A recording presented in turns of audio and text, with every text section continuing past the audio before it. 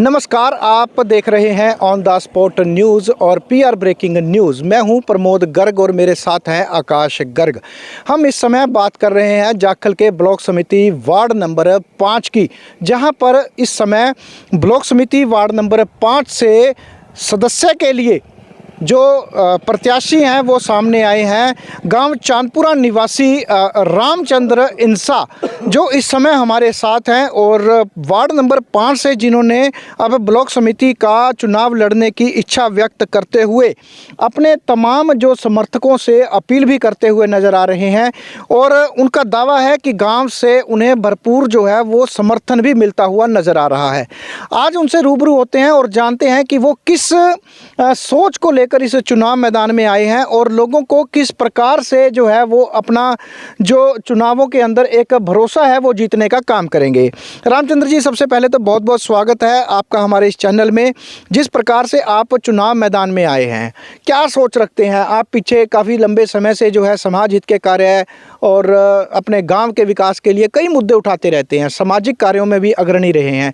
चुनावों में आने की क्या सोच रखी, किस प्रकार से आपके ये मुद्दे उठाए जाएंगे?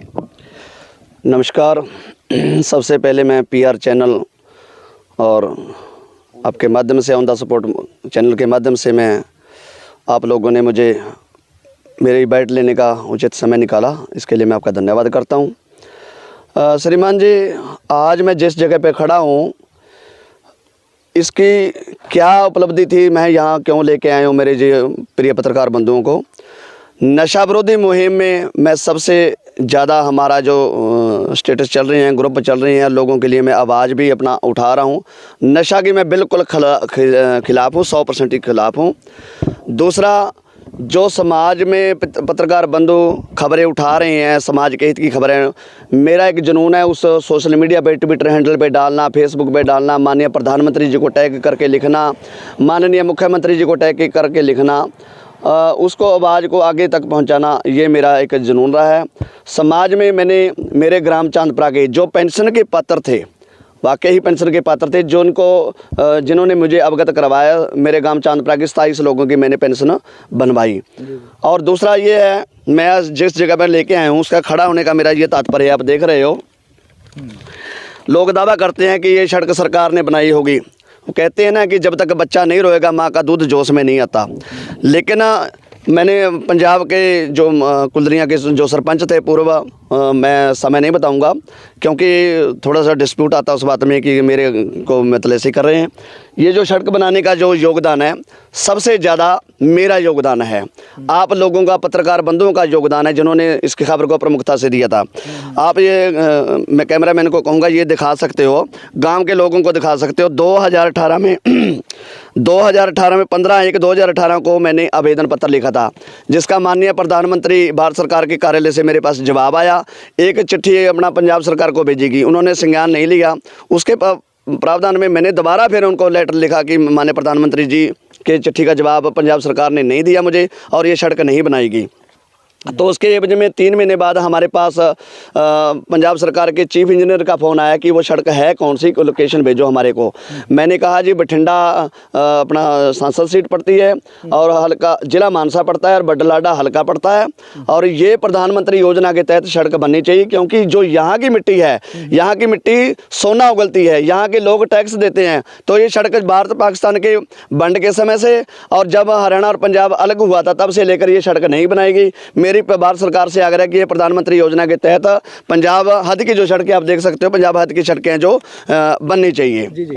तो कुल मिला के आपने हरियाणा पंजाब को जोड़ने वाली एक प्रमुख सड़क का जो है निर्माण कार्य करवाया, जिसका गांव चांदपुरा के अलावा आसपास के कई गांवों के लोगों को लाभ मिलता हुआ नजर आ रहा है। जी जी। इसके अलावा गांव चांदपुरा में आपने और कौन कौन से मुद्दे हैं जो उठाए हैं और आगे भी उठाते रहेंगे?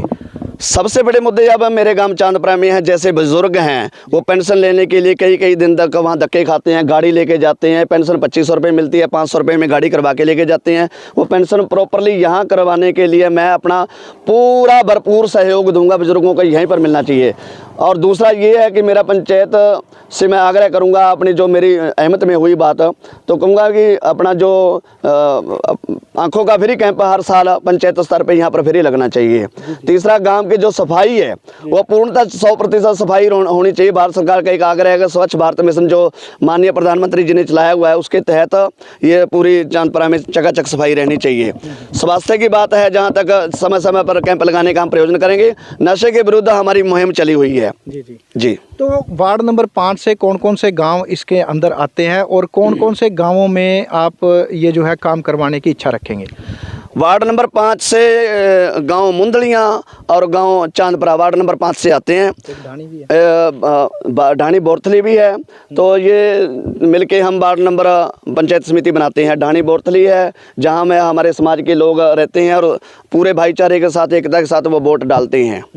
तो गांव मुंदलियाँ के लोगों से मैं आग्रह करूंगा, क्योंकि मुझे मौखिक तौर पे तो जानते हैं, गांव मुंदलियाँ के लोगों से मैं हाथ जोड़कर विनती करता हूँ कि मैं एक सोशल वर्कर हूँ, सामाजिक मुद्दे उठाता हूँ और मैंने काम किए हैं, बिना पदवी लिए मैंने काम किया। जब पदवी मेरे हाथ में आ जाएगी तो लोगों को मैं ये दिखाना चाहता हूँ कि जो पंचायत समिति की जो पावर है वो क्या है, वो लोगों को पता लगनी चाहिए। तो रामचंद्र जी, आप चुनाव मैदान में आ चुके हैं, तो लोगों से कैसा आपको जो है अब समर्थन मिलता हुआ नजर आ रहा है? लोगों से मुझे भरपूर प्यार मिल रहा है। मेरे भाई हमारे पड़ोसी हैं जो भाई जोगिंदर सिंह जी मनरेगा मेट भी हैं। भाई जोगिंदर सिंह जी पुत्र श्री रूपा सिंह जी ठेकेदार मेरे समाज से हैं। उन्होंने मुझे समर्थन दे दिया है, मैं उसका तहे दिल से धन्यवाद करता हूं। भाई कुलविंदर सिंह जी गोस्वामी माता महिला मंडल की प्रधान रही है गोड़ो जी, तो उन्होंने, उनके भतीजे हैं, वो भी पंचायत समिति में चुनाव लड़ रहे थे, उन्होंने भी मुझे भरपूर समर्थन दिया है।